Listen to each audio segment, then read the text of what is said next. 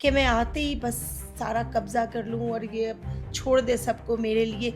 When a husband spends all of his time with his mom and he's ignoring his wife or he's not giving her any time, as a mother-in-law, you should have a balance. So you should feel a balance. Okay, his wife is being ignored. If somebody said that my hmm, mother-in-law and her husband, they just kind of go off on the side and they kind of ignore me and they don't acknowledge me and I'm not included in any of the conversation. It's like they're having their own thing and I'm not involved. And that takes away from my time with my husband too.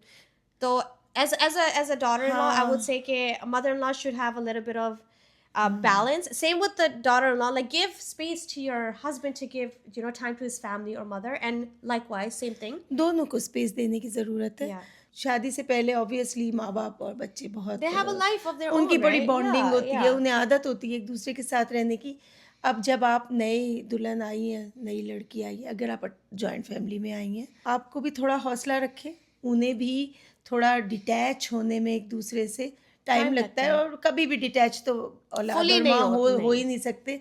लेकिन आप ये भी expect ना करें कि वो सारा time मुझे दे।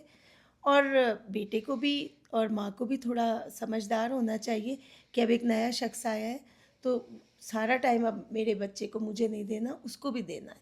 माँ को भी ये सोचना चाहिए, बीवी को भी ये सोचे कि इसको मेरी तरफ आने में थोड़ा टाइम लगेगा और मैं इसे फुली अपनी माँ से या अपने घर वालों से, बहन भाइयों से दूर नहीं कर सकती, जिस तरह लड़का नहीं कर सकता अपनी बीवी को उसके घर वालों से दूर। तो लड़की को भी ये सोचना चाहिए कि मैं आते ही बस सारा कब्ज़ा कर लूँ और ये अब छोड़ दे सबको मेरे लिए, ऐसे नहीं होता।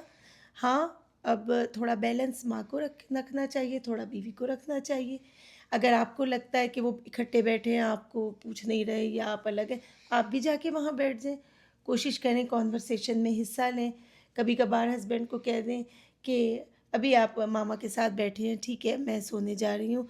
फिर किसी टाइम कह दें, थोड़ा-सा मुझे बाहर ले जाएँ, घुमाने ले जाएँ, लेट्स गो समव्हेयर, बहुत अरसा हो गया, हमने इकट्ठा टाइम नहीं गुज़ारा। There are so many ways.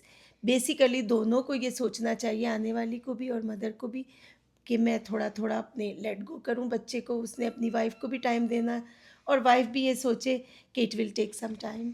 उसकी मदर है, उसने एक टाइम गुज़ारा है, उसकी फैमिली है, तो और दोनों को हस्बैंड सोचना। भी थोड़ा सा बैलेंस उसको भी रखे. टाइम लगता है Yeah. क्योंकि एक नया शख्स आपकी ज़िंदगी में आया है, वो आते ही तो आप सब कुछ छोड़ के उसकी तरफ नहीं जाएँगे, तो थोड़ा टाइम लगता है सेटल होने में, एक-दूसरे के साथ एडजस्ट होने में। और जब आप जो कि हर शख्स सेपरेट हो जाते हैं, फिर तो उसका सारा टाइम आपका ही है। फिर वो मदर बेचारी कभी-कभार वीकेंड पे मुलाकात 2-4 घंटे, फिर वो उतनी ही रह जाती है। Hmm. तो थोड़ा हौसला रखिए, आपका टाइम आ जाएगा, आपको भी टाइम देगा वो सारा।